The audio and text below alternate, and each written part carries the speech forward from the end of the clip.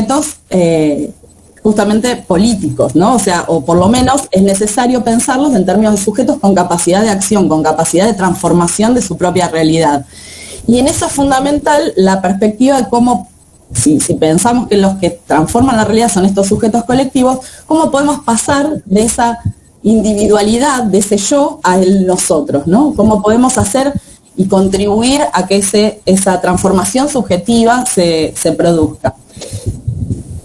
Y por otro lado, una de las cosas que nos parece importante también pensar es justamente cómo ese pasaje del yo al nosotros va a estar ubicado en la vivencia de una determinada registro de esa subalternidad, y ahí la importancia del concepto de experiencia, cómo de esa subalternidad o esa vivencia de carencia, de privación material o de falta de acceso a derechos, se puede pasar a una acción de organización para contrarrestar o para transformar esa vivencia subalternidad, y en ese caso cómo poder ligar a procesos de insubordinación, de ruptura con aquellas condiciones que llevan, para el caso del video en el que vimos, bueno, cómo se produce no tener trabajo, no tener para pagar la factura de luz, la imposibilidad de acceder a los alimentos, etcétera, cómo se pasa a ese acto de desobediencia, si se quiere, que lleva o impulsa a una acción, ¿no? En ese sentido de la insubordinación. Y eso cómo conecta con la posibilidad de una transformación más estructural.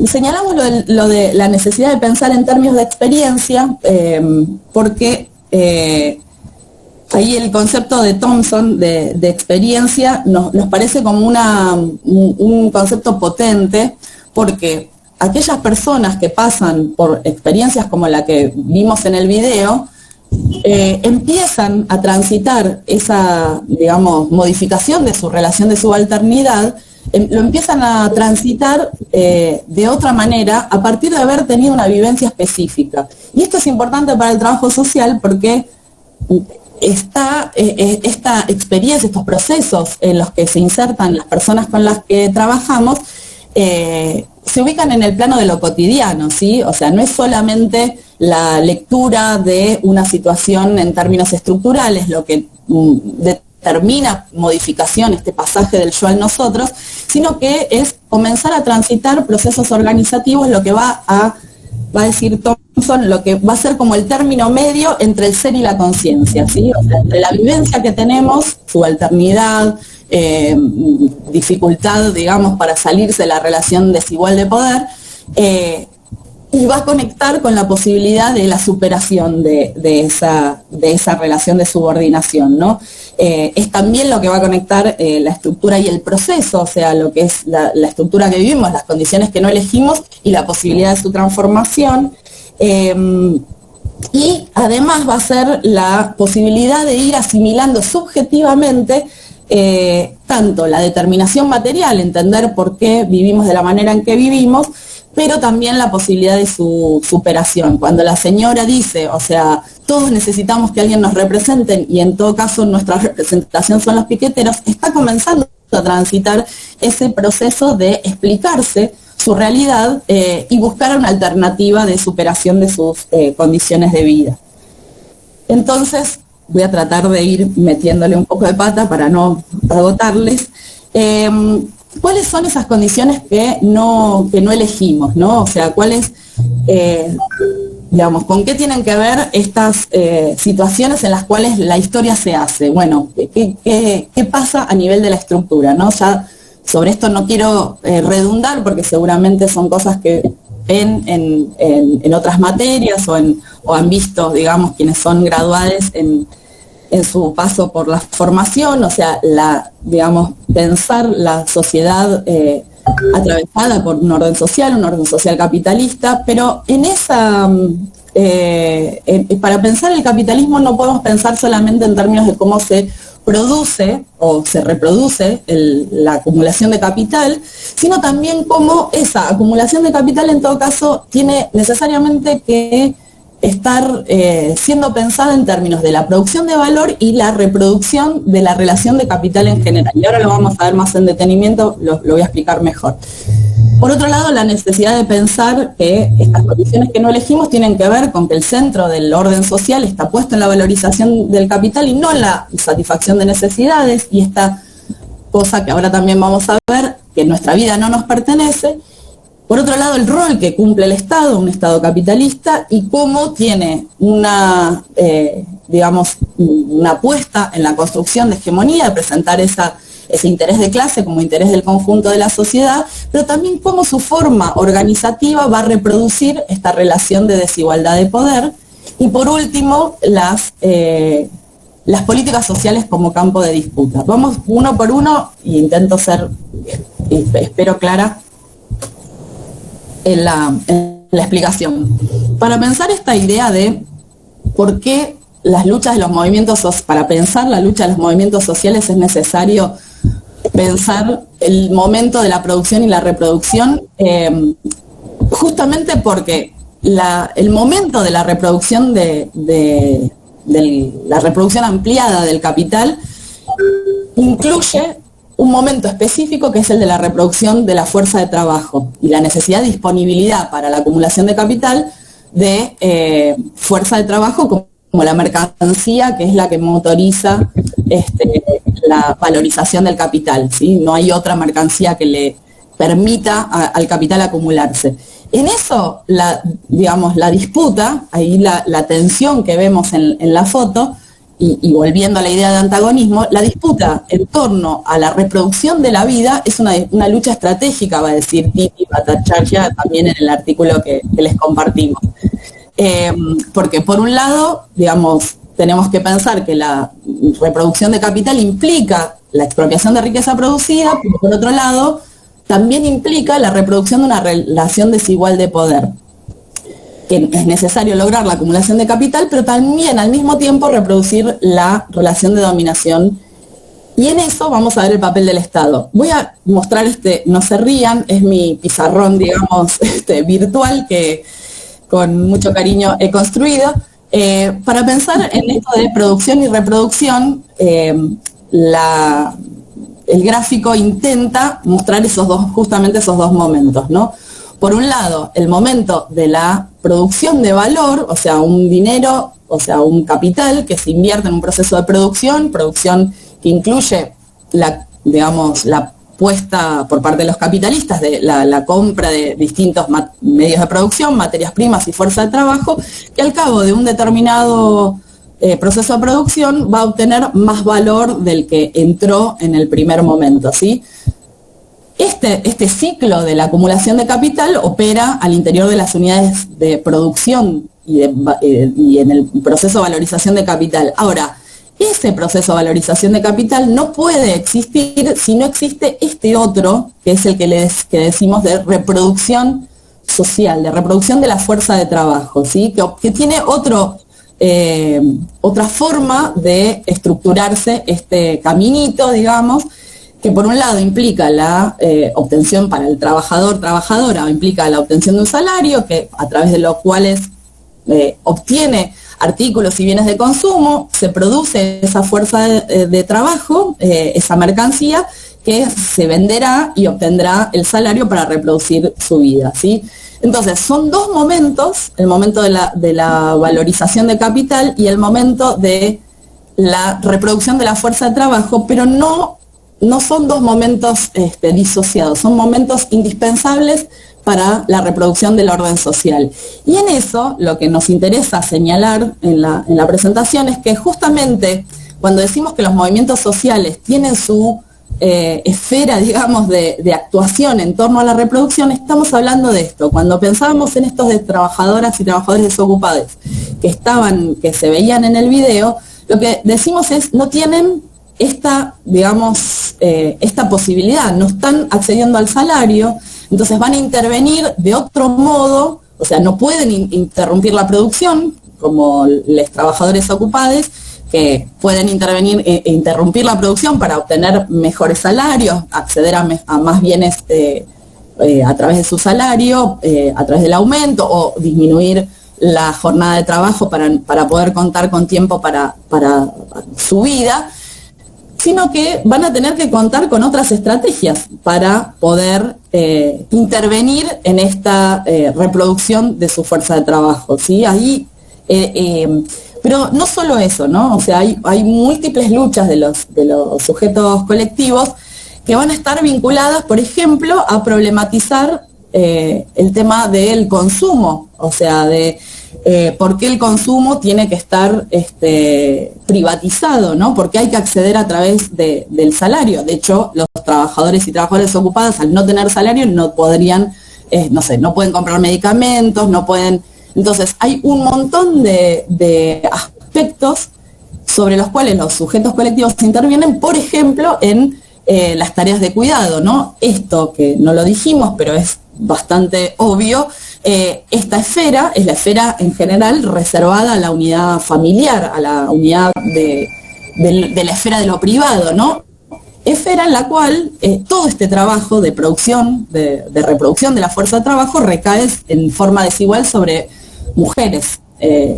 Y en eso, la apropiación del trabajo no remunerado por parte del colectivo opresor, pero por parte, en definitiva, también el capital se asienta sobre ese trabajo no remunerado de mujeres. Entonces, miremos todas las cuestiones que confluyen y luchas que también se van a desprender justamente de la esfera de la reproducción. Y por otro lado, pongamos, ¿qué es lo que tiene que pasar para que esta fuerza de trabajo esté apta para entrar al mercado de trabajo? Bueno, tiene que tener educación, tiene que tener salud, o sea, no es solamente la unidad familiar la que interviene en la reproducción social, intervienen también las políticas sociales, las políticas estatales en la disponibilidad de esta fuerza de trabajo, ¿sí? Entonces, ¿qué va a decir Titi Bhattacharya y que nos parece importante?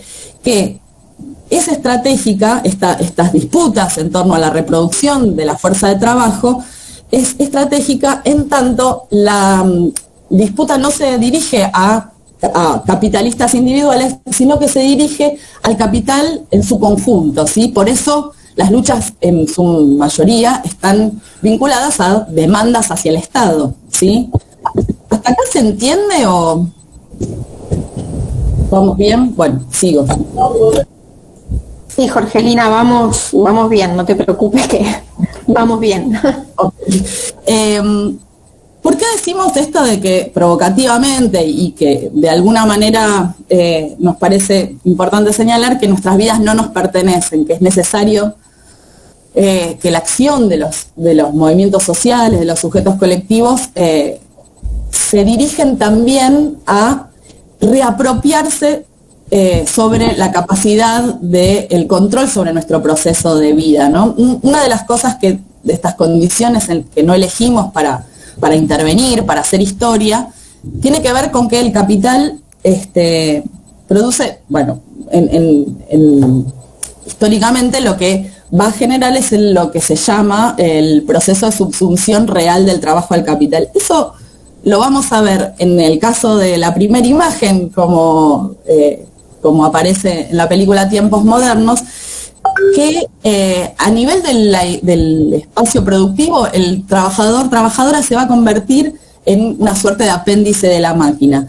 Pero eso lo va a señalar también Titi Bhattacharya en su artículo, no es solamente que esto va a suceder al interior de la unidad productiva, que para que el trabajadora llegue a ser ese apéndice de la máquina, tienen que involucrarse otros procesos que implican que la vida del trabajador, Titi Bhattacharya lo dice así literalmente, la vida de los trabajadores le pertenece al capital antes de entrar en el momento o al momento de la venta de la fuerza de trabajo, ¿sí?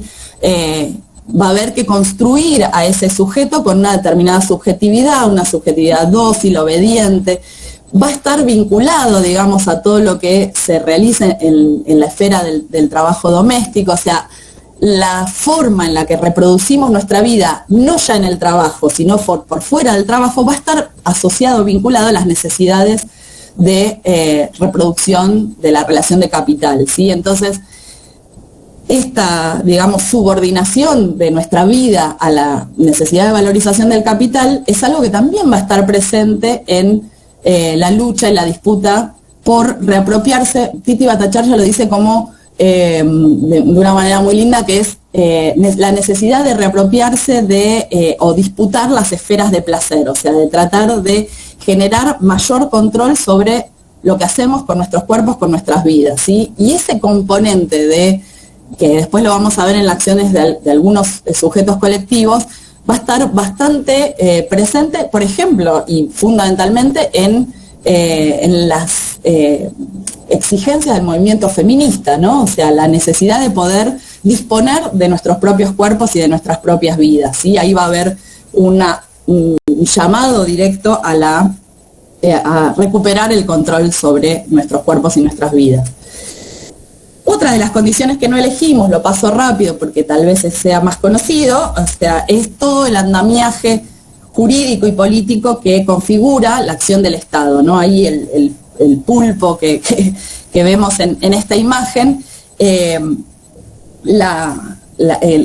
rol del Estado acompañando, digamos, y garantizando las condiciones generales de acumulación de capital, y la necesidad de que interviene, y acá tenemos la escuela, tenemos la justicia, los hospitales, la comunicación, ¿no? La idea de un Estado que no es solamente el aparato institucional estatal, sino también un conjunto de organizaciones de la sociedad civil. La hegemonía, va a decir Gramsci, no se juega solamente a nivel del aparato de Estado, sino que van a confluir en la construcción hegemónica, en la reproducción de determinados valores, de determinados mandatos.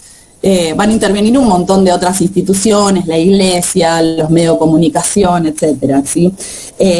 Va a haber una confluencia, o sea, de Estado y un Estado más ampliado, ¿no? Y como objetivo, la necesidad justamente de disponer la fuerza de trabajo de determinada manera, con determinadas disciplinas, formación, salud, para que tenga también motivación. O sea, el capitalismo explota sujetos libres, ¿no? Entonces los sujetos las sujetas tienen que concurrir voluntariamente al mercado de trabajo. Entonces eso es necesario lograr determinado, ¿no? Toda esta idea de ganarás el pan con el sudor de tu frente, con lo mismo con esta cosa del emprendedurismo, de que el que trabaja, el que va a tener trabajo, el que no tiene trabajo es porque no quiere o es vago. Todas estas construcciones ideológicas van a estar siendo parte de la construcción de hegemonía, ¿no? Pero no solo esa construcción de hegemonía, sino que además va a haber otra cuestión que va a estar muy ligada después a lo que vamos a ver en términos de la integración de las demandas de los movimientos populares, o de los movimientos sociales, que es la forma en la que se organiza el Estado, ¿no? Esta forma burocrática, esta forma verticalista, estos laberintos burocráticos, el dominio de la norma impersonal. Después, si quieren, podemos profundizar en eso, pero no es solamente las construcciones hegemónicas, las construcciones ideológicas, sino también la propia forma de organización, los procedimientos, las normativas, lo que va a estar configurando una determinada forma de ejercicio del poder, antagónica a esta otra que veíamos del ejercicio más colectivo y deliberativo del poder. Bien, entonces,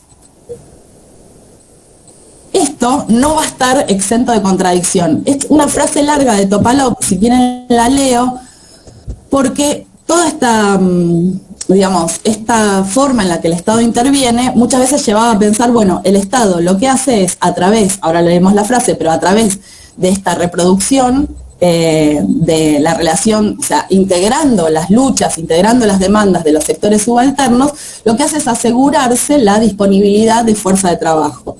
Entonces lo que va a decir Topalov dice que las reivindicaciones populares que expresan las exigencias objetivas de la reproducción de los productores, o sea, la disponibilidad de la fuerza de trabajo como una necesidad objetiva para la valorización de capital, no son únicamente una forma de regulación del sistema, o sea, no sirven solamente para reproducir el sistema, sino que albergan esta contradicción. Dice, por cierto, que pueden tener como efecto asegurar contra los intereses inmediatos del capital su interés a largo plazo, o sea, seguir disponiendo de una fuerza de trabajo bien mantenida y de mercados de consumo para sus productos, pero al mismo tiempo esas reivindicaciones escapan a la lógica del sistema capitalista, niegan el carácter mercantilizado de la fuerza de trabajo y piden que las necesidades populares se vuelvan las finalidades de la producción. También aquí el modo de organización del movimiento obrero va a jugar un papel esencial para determinar en cada momento de la historia qué manera se van a articular esos dos aspectos. O sea, no es solamente una necesidad del capital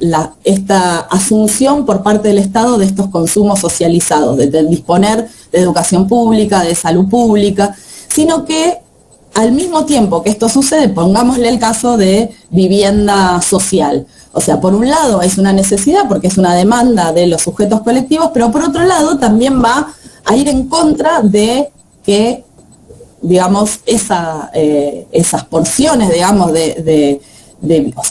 las viviendas estén mercantilizadas y entonces sean fuente de valorización de capital.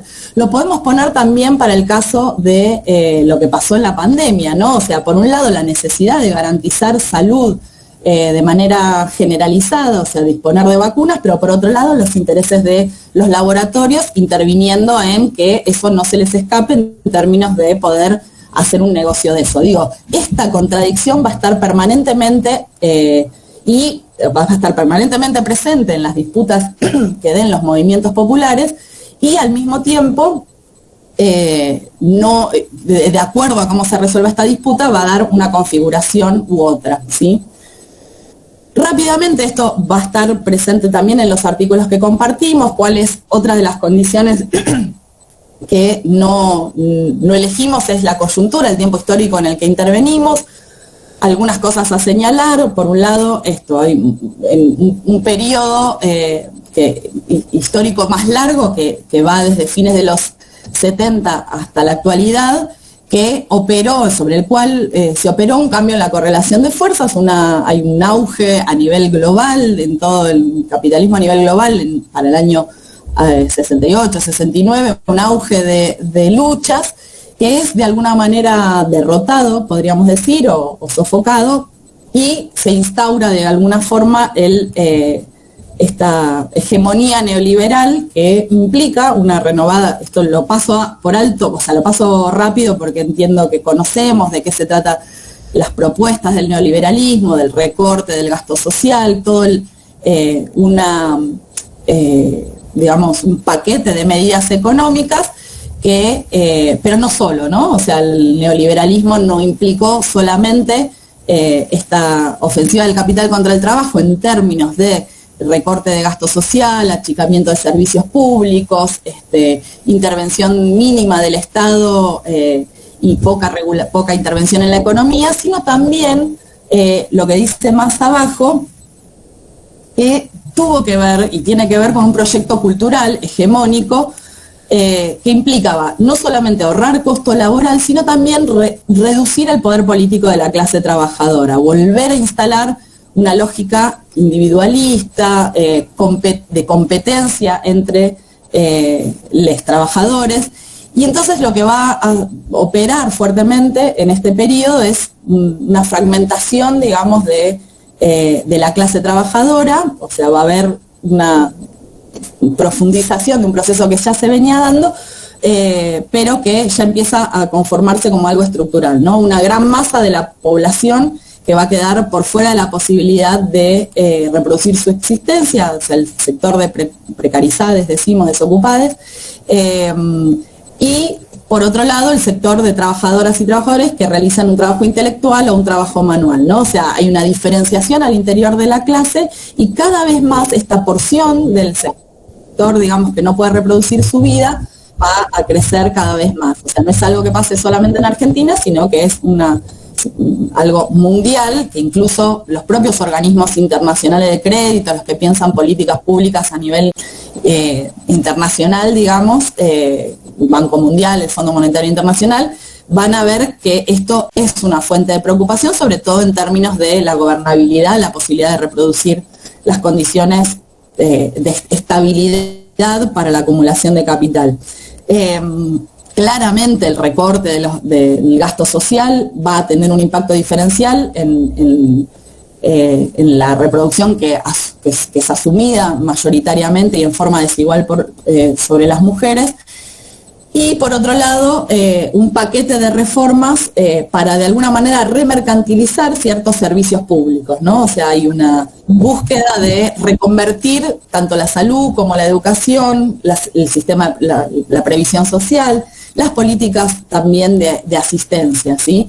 Y, digamos, lo que van a ver también en el texto de Strata y Nicanor, que es el proceso de acumulación por desposesión, que está estudiado por David Harvey, que lo que va a plantear es que, dada la dificultad para seguir valorizándose el capital va a avanzar en una forma de acumulación que decimos por desposesión, porque implica procesos de expropiación violenta, ¿sí? Y lo vamos a poder ver con distintas formas de expresión de esa violencia. Lo podemos ver en todo lo que tiene que ver con el avance sobre territorios, en las políticas extractivistas, pero también lo vemos en cómo se hacen del espacio público para ponerlo bajo la lógica mercantil o de antiguos servicios que estaban, digamos, desmercantilizados, volver a tener una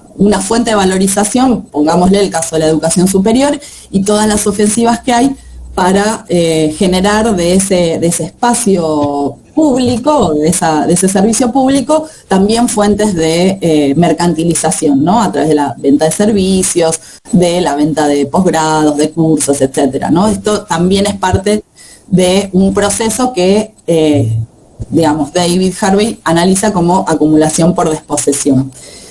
Hasta acá voy a dejar de compartir un minuto para ver cómo vamos y que me digan qué se entendió, si quieren frenarme y preguntar algunas cosas, antes de pasar a esto de hacer historia.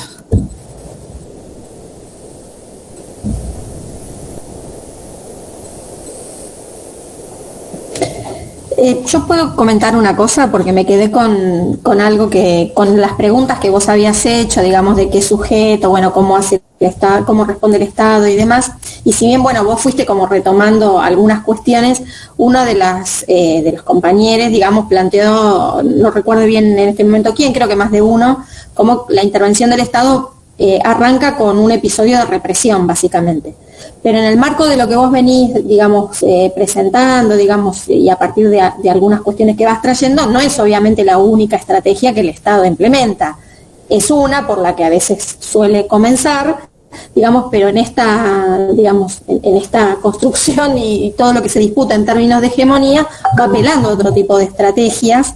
Es como, de alguna manera como que va zigzagueando en función de en qué medida puede atender entonces a controlar esa conflictividad y en todo caso, no sé si sería la palabra neutralizar, pero bueno, en algunos casos me parece que sí cabe respecto del movimiento, ¿no? Del distinto sujeto colectivo o el movimiento social.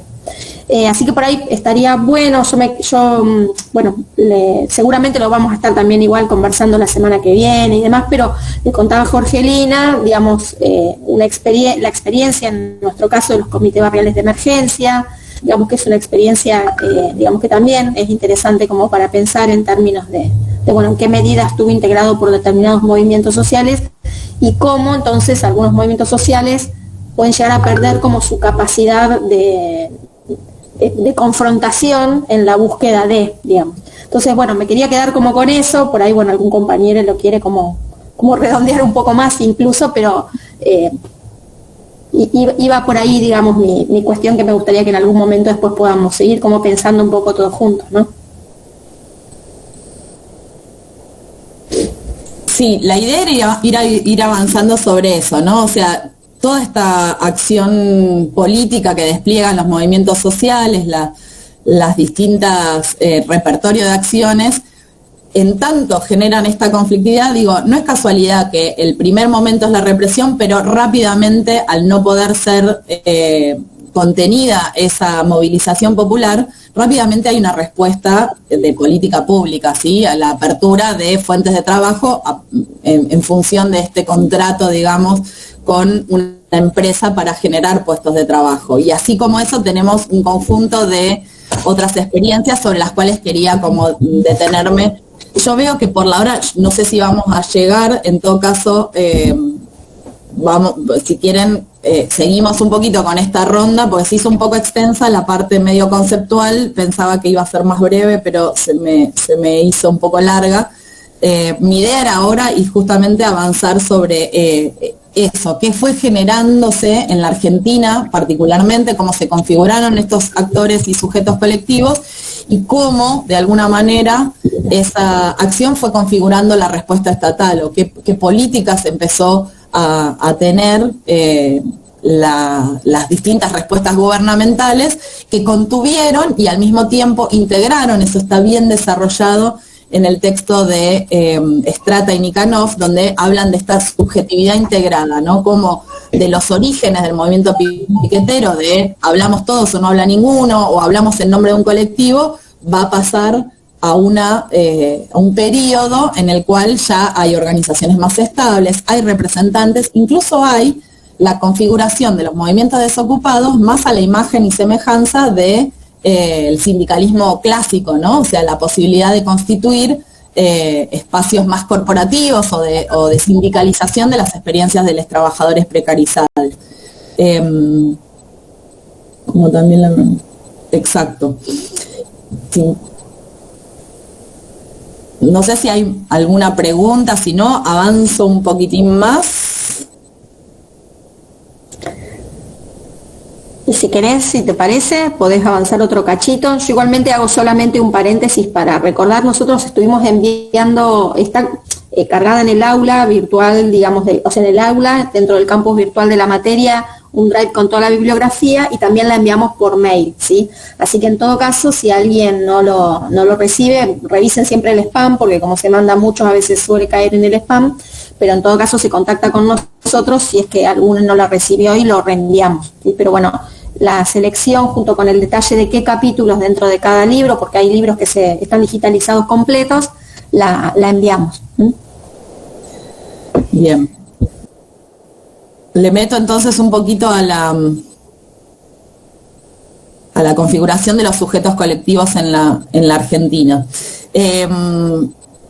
Bueno, decíamos que la idea era pensar en qué condiciones hacemos la historia, por eso ese pasaje por las condiciones que no elegimos para hacer historia, pero efectivamente los sujetos políticos, las clases subalternas, hacen la historia y un poco la idea era meternos un poquito a pensar cómo se configuraron las luchas digamos, a partir de la irrupción de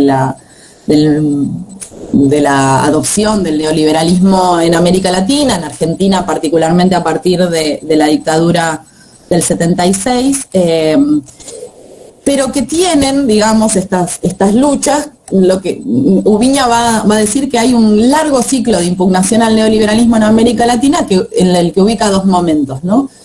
Un primer momento hacia fines de los años 90 y durante los años 2000, y otro periodo que es el más reciente, que es el que por ahí nos vamos a meter a analizar en el próximo encuentro, que es este momento actual en el que, si bien en Argentina no lo estamos viviendo de modo generalizado, sí en otros países se está viendo, digamos, un agotamiento de este modelo neoliberal, sobre todo en países como Chile, Colombia, Ecuador, países, Perú también, países en los que empieza a hacer crisis completamente esta forma de modelo, en todo caso, de acumulación de capital. En Argentina, digamos, vamos a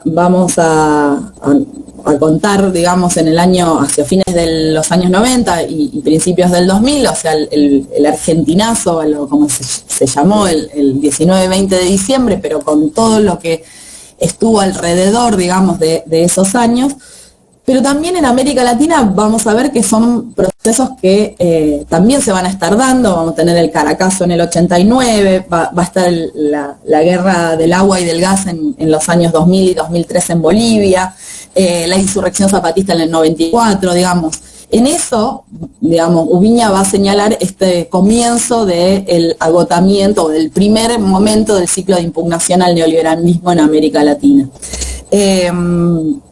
Y en esta, digamos, no solo en Argentina, sino por eso mencionar las luchas en América Latina, no solo aquí se produjo una cantidad, digamos, se desplegó todo este proceso de lucha en diferentes repertorios de protesta, ¿no? Y con bastante grados importantes de espontaneidad, pero que fueron dando con el pasar de los años a novedosas formas de alguna manera de institucionalidad o de sociabilidad alternativa, va a decir Ubiña, ¿no? También va a señalar que es el periodo previo, o sea, que no se puede ubicar el ciclo de impugnación al neoliberalismo en América Latina puesta en los gobiernos que de alguna manera lo expresaron, o que, digamos, lo que se llamó el ciclo de los gobiernos progresistas, la marea rosa y distintas denominaciones para lo que fueron los gobiernos que, ya sea post-neoliberal, neodesarrollista y distintas denominaciones, intentaron de alguna manera tener un momento de ruptura, pero también muchas continuidades respecto al ciclo del periodo previo neoliberal, ¿no? Pero lo que dice Ubiña es, no se pueden explicar esos gobiernos sin este auge de luchas hacia fines de los 90 que no tienen inmediatamente una repercusión estatal, pero que sí de alguna manera la van a explicar. Incluso en algunos países va a estar más directamente relacionada, como es el caso de Bolivia o en el caso de Venezuela, y en otros no, o sea, en otros la configuración de la conflictividad va a ir por un lado y los gobiernos que llegan o acceden los movimientos políticos que acceden al gobierno no van a estar directamente relacionados con esas luchas, como en el caso nuestro de Argentina. Y ahí va a estar en gran parte una pregunta, o sea, en estos gobiernos progresistas, por un lado, la apuesta a institucionalizar, y en el caso de Argentina es claramente un objetivo, una estrategia, es la necesidad de relegitimar de alguna manera, con todo lo que había sido una crisis muy fuerte de representación de las instituciones, esta idea del que se vayan todos, un proceso generalizado de liberación colectiva, que ahora lo vamos a ver, la necesidad de volver a colocar la demanda y la conflictividad bajo la esfera institucional, ¿sí? O sea, la necesidad de reencauzar toda esa conflictividad bajo los límites, si se quiere, de las propuestas estatales, ¿no? Esto fue una necesidad, digamos, para restablecer la posibilidad de paz social, de gobernabilidad. Y por otro lado, bueno, esos gobiernos que hacia fines, digamos, aproximadamente principios del 2010, digamos, lo que sería 2012, 2013, empiezan a mostrar ciertos límites y va a sucederse el proceso de ciclo de ascenso de las derechas, que también va a generar otra renovada ciclo de luchas, que es el que entendemos está sucediendo en estos últimos tiempos. Entonces, ¿cuáles son los sujetos o los actores, actrices más destacados de este primer momento? Los voy a repasar por la hora, que veo que estamos medio ahí llegando al tiempo. Mi idea era como hacer una breve referencia, que la podemos retomar la vez que viene, respecto de qué van a estar expresando estos actores y sujetos colectivos en el primer momento del ciclo de impugnación al neoliberalismo en América Latina, ¿no? Digamos, los movimientos de trabajadores y trabajadoras desocupadas, las empresas recuperadas, las asambleas populares, el movimiento de derechos humanos, las luchas feministas y el movimiento campesino. Como sin duda hay muchísimos más actores y actrices, pero me quería referir un poco a estos procesos en particular, sobre todo, y voy a pasar rápidamente y después lo retomaremos la próxima, sobre sobre todo porque van a estar generando lo que vamos a llamar como estos procesos de institucionalidad alternativa.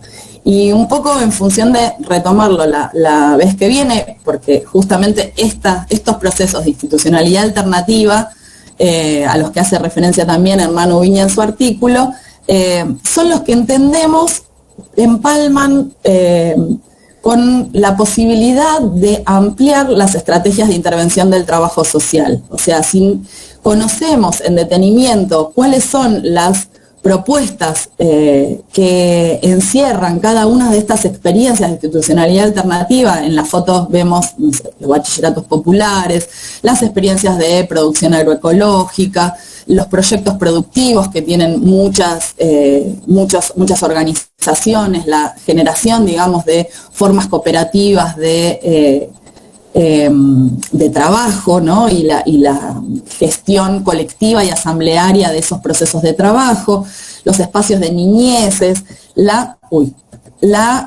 construcción, digamos, de territorialidades diferentes con procesos de construcción de vivienda, también de modo autogestionario, con apoyo estatal, pero en demanda y en exigencia al Estado, pero intentando construir otro tipo de habitabilidad de los territorios, algo que se vio en el último proceso de toma de tierras en Guernica. Es una experiencia en el conurbano previa a lo que fue hace 2 años en Guernica, que es el año pasado, perdón, en Guernica, que es un proceso que se da para los años 2006, 2007, que es un proceso también de tomas de tierras, donde ahí también comienzan a aparecer, digamos, la posibilidad de estructurar los territorios de manera diferente, con la posibilidad de planificar esos territorios, con la posibilidad de contar con espacios comunitarios.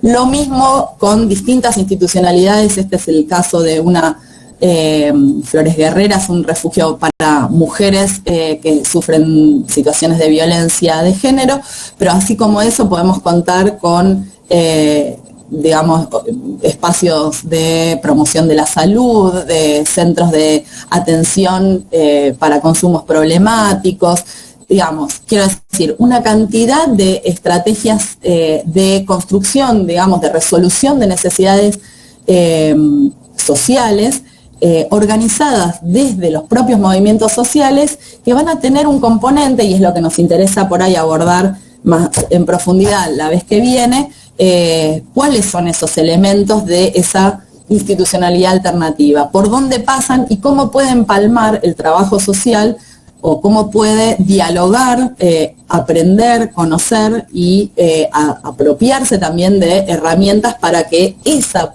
institucionalidad alternativa también tenga un lugar en la institucionalidad tradicional, si se quiere, ¿no? Cómo poder impactar estas construcciones contrahegemónicas, vamos a decir, la posibilidad de pensar la salud, la violencia de género, la producción, digamos, del producto de la tierra de otra manera.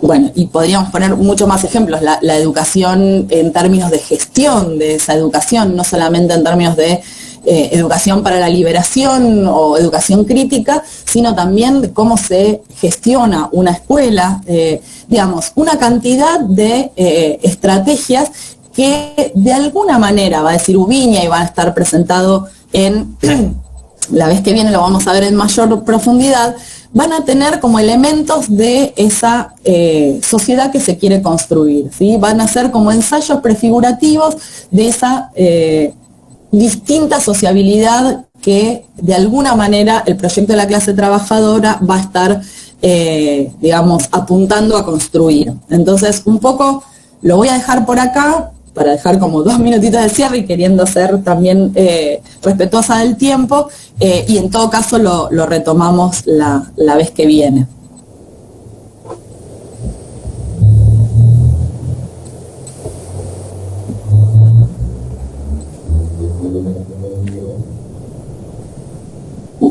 No sé si hay alguna pregunta, alguna consulta, digamos, como para aprovechar esto que decía Jorgelina. Yo tuve un inconveniente y se me había cortado, así que si alguien puso alguna pregunta, ahora el chat me aparece vacío, no sé si es que alguien escribió algo en el chat, por eso lo tiro. De todas maneras, bueno, entiendo que la semana que viene vamos a poder estar revisando algunas cosas, pero estaría bueno, digamos, si es que hay algo, digamos, por lo menos como para dejar planteado y quizás lo podemos entonces seguir retomando.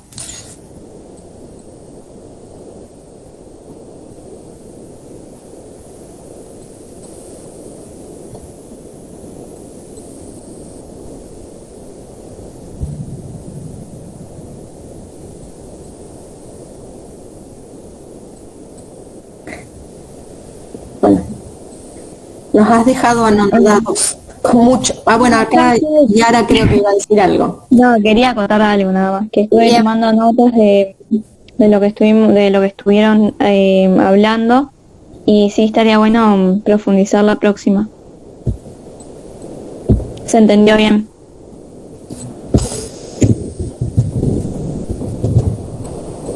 Ahí Carlos nos dice que no le está funcionando el micrófono. Yo le decía que escriba, bueno, justo lo escribió, que quería, en todo caso, que después retomemos esta cuestión de algunas precisiones sobre el Estado, ¿sí?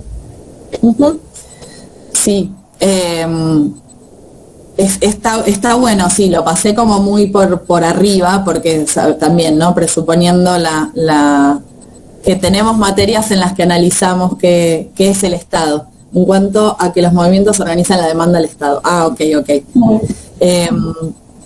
Bien, o sea, para plantear, o sea, lo que intenté plantear tenía que ver con que cuando los movimientos sociales apuntan a demandar en cuestiones que hacen a la reproducción de la vida, digamos, ahí no hay un capitalista en particular, ¿no? La exigencia de la reproducción de la vida es hacia el el representante del capital total de la sociedad, o sea, el que representa los intereses de los capitalistas en su conjunto, que sería el Estado. Y ahí hay toda una definición de Estado, la pasé por alto, pero obviamente hay múltiples definiciones de Estado, hay una mirada del Estado como una esfera autónoma, como algo diferente al mercado y que en todo caso interviene para corregir las desviaciones del mercado. Bueno, un poco la idea es mirar Estado y mercado en una sola, digamos, unidad,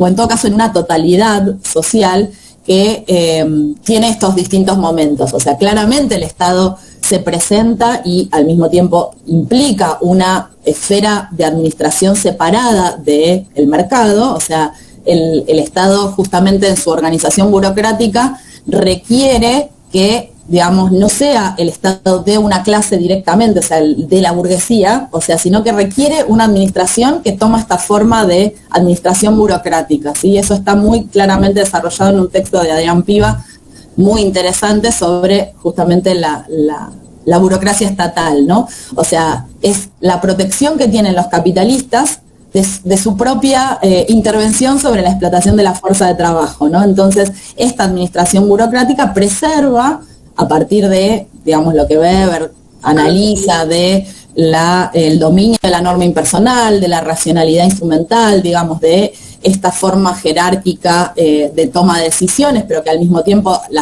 los vértices de las pirámides están a su vez subordinados a las normativas, las leyes, los procedimientos, etcétera, ¿sí? Esta forma de administración burocrática expresa, va a decir Piva, el interés de clase del Estado. Entonces, la demanda hacia, digamos, en términos de reproducción de la vida, va a estar vinculada a esa acción, digamos, de configurar esa administración burocrática de determinada manera que contenga de alguna manera esas demandas populares, ¿no? Pero esto no es algo del último periodo. El Estado se configuró de esta manera en forma permanente, digo, la reducción de la jornada de trabajo es parte de esa lucha de la clase trabajadora, las legislaciones de seguridad e higiene en el mundo del trabajo, la educación pública, que no es de ahora, sino que viene digamos, de los orígenes, la necesidad de tener una fuerza de trabajo que esté formada, que tenga determinados atributos productivos, etcétera, es parte de lo que con la mediación de la lucha de la clase trabajadora se va configurando como, digamos, política estatal. Entonces, eso tensa la carga del asistencialismo. No termino de entender bien si eso tensa la carga de asistencialismo en el trabajo social, pregunto. Si eso lo tensa. ¿Cómo me gustaría que tengas micrófono? No termino de entender la pregunta. Quizás la semana que viene. Bueno, sí, si se animan. Podemos retomar desde ahí, claro, podemos retomar desde ahí porque es interesante, digamos. Ahí va. Si quieren, eso, también me ofrezco a, si hay preguntas y eso, que si las quieren enviar, puedo dejar mi mail y me hacen preguntas y las preparo también, o sea, para la que viene, ¿sí? Pensando en que la idea es meternos fuertemente con la intervención profesional, con cómo pensar las estrategias de intervención en el marco de esta disputa entre el Estado, movimientos sociales y, bueno, la acción específica del trabajo social en eso. Pongo mi mail si quieren, lo dejo acá en la... Dale, Si querés, Jorgelina, armamos un formulario que vamos a circular en el mail. Entonces pueden poner ahí las preguntas si quieren. Genial. Para anotarlas en un mismo lugar. Después hago un formulario y envío el mail. Dale, buenísimo. Buenísimo, entonces. Concentramos ahí, digamos, todas las cuestiones que pudieran haber quedado acá como, nada, que no se terminan haciendo como ruido, digamos, a partir de todo lo que vos estuviste explicando. Yo diría de Sony 5, un poco como para no hacerla, digamos, ser respetuosas, como decías, del horario, y sobre todo pensando en que tenemos por delante, digamos, esta posibilidad que nos planteabas de, en todo caso, si hay algunas cuestiones que hoy quedaron, digamos, como que es eso, uno se va y se queda como pensando en un montón de cuestiones y nos vamos como reordenando para abordar la segunda parte ya el lunes que viene, ¿sí? Y en todo caso, entonces, como decía Luisa, lo vamos a estar compartiendo en el aula y también enviando por mail para hacerte llegar a vos algunas inquietudes o cuestiones que pudieran haber surgido de este encuentro. Así que, en principio, agradecerte. Creo que voy a hablar, digamos, en nombre, me parece, de muchos, sos muy clara explicando, así que es un placer escucharte y bueno, nada, vamos a estar así como muy atentos y vamos a aprovechar para revisar entonces la bibliografía, por lo menos, digamos, las cuestiones como más generales, porque nos van a permitir hacer como otro tipo de intervenciones a partir de ir conociendo, digamos, acercándonos a ese material. Si llegara a haber alguna otra cuestión que vos nos sumás, digamos, también lo vamos a estar cargando en el Drive como para que, bueno, se pueda ir leyendo. Sabemos que es difícil a veces, digamos, ir como, digamos, a tiempo con algunas lecturas, pero bueno, por ahí uno puede hacer como algo, aunque sea de algún texto en particular o lo que fuere, y eso nos va a permitir tener otro tipo de intercambio con Jorgelina y con el resto de los compañeros, ¿sí? Así que bueno, en principio, muchísimas gracias. Pensemos que ya incluso nos pasamos de hora y seguimos siendo 40 personas, llegamos a ser 50 y pico, 56, 57, así que bueno, fue muy buena la convocatoria, estamos muy, muy contentos. Así que en nombre de todo el equipo docente, digamos, que organiza la actividad, muchas gracias a todos y particularmente a vos, Jorgelina, ¿sí? Nos vemos la semana que viene, entonces. Nos vemos.